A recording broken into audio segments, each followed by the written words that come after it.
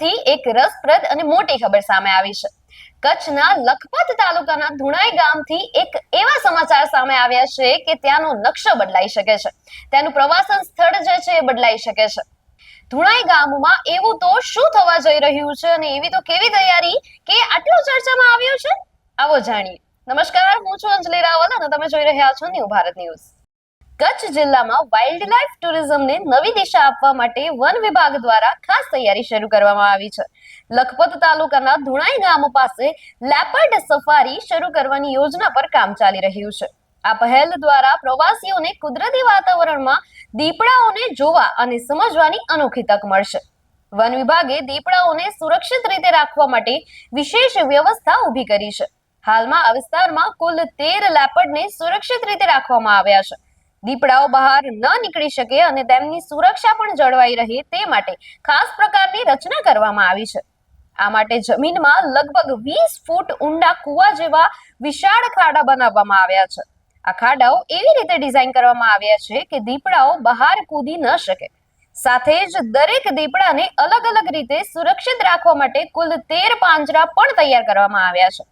One વિભાગની team દ્વારા દીપડાઓની સતત દેખરેખ રાખવામાં આવી રહી છે અને તેમના સ્વાસ્થ્ય, સુરક્ષા અને વર્તન પર નિયમિત નજર રાખવામાં આવે છે, જેથી તેઓ સુરક્ષિત રહે અને સફારી શરૂ થયા પછી પ્રવાસીઓને સલામત રીતે દર્શન મળી શકે. ગીર બાદ હવે કચ્છમાં પણ વાઇલ્ડ લાઇફ ટુરિઝમને પ્રોત્સાહન આપવા માટે આ મહત્વપૂર્ણ પગલું માનવામાં આવી રહ્યું છે. આ સફારી શરૂ થશે ત્યારે કચ્છને પ્રવાસન ક્ષેત્રમાં નવી ઓળખ મળશે અને દેશ વિદેશના પ્રવાસીઓ માટે પણ આ સ્થળ આકર્ષણનું કેન્દ્ર બની શકે છે. નમસ્કાર. અત્યારે લખપત તાલુકાના ધુણાઈ ખાતે લેપર્ડ રેસ્ક્યુ અને રિહેબિલિટેશન સેન્ટર બનાવવામાં આવ્યું છે, જેમાં મનુષ્યો સાથે સંઘર્ષમાં આવતા દીપડાઓને રાખવામાં આવેલા છે.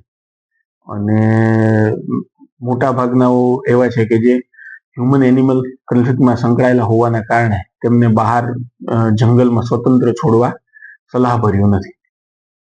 કઈ રીતે એમને રાખવામાં આવે છે, કેવી તકેદારી લેવામાં આવે છે? તકેદારી રૂપે દરરોજ તેમના પાંજરાઓની સફાઈ કરવામાં આવે છે.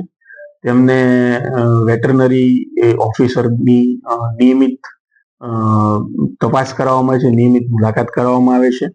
એ ઉપરાંત તેમને દિવસ દરમિયાન બહાર ખુલ્લામાં છોડવામાં આવે છે, જેથી તેમની પણ શારીરિક પ્રવૃત્તિઓ જે નોર્મલ જંગલમાં થતી હોય છે એ જળવાઈ રહે. અને તે ઉપરાંત જે કાંઈ અન્ય જરૂરી તકેદારીઓ જરૂર પડે સ્ટાફને પણ અમે સતત તાલીમ આપતા હોઈએ છીએ, રિફ્રેશર તાલીમ એવી રીતે. અને એવો સતત પ્રયત્ન રહે છે કે સારામાં સારી રીતે પશુઓની દીપડાઓની સાર સંભાળ રહે. કેટલા નર અને માદા છે અને વધેની શું શક્યતા છે? વર્તમાનમાં 11 નર અને 2 માદા એમ કુલ 13 દીપડાઓ છે. અને બ્રીડિંગનો તો કોઈ એવી યોજના નથી, કારણ કે એ બધા ઓલરેડી કોન્ફ્લિક્ટમાં સંકળાયેલા છે. તો એનું કોઈ બ્રીડિંગ માટેનું કોઈ પ્લાન નથી હાલ. આપનું શું માનવું છે અમને કોમેન્ટ સેક્શનમાં જરૂરથી જણાવશો અને ન્યૂ ભારત ન્યૂઝને લાઈક, શેર અને સબસ્ક્રાઇબ કરશો. નમસ્કાર.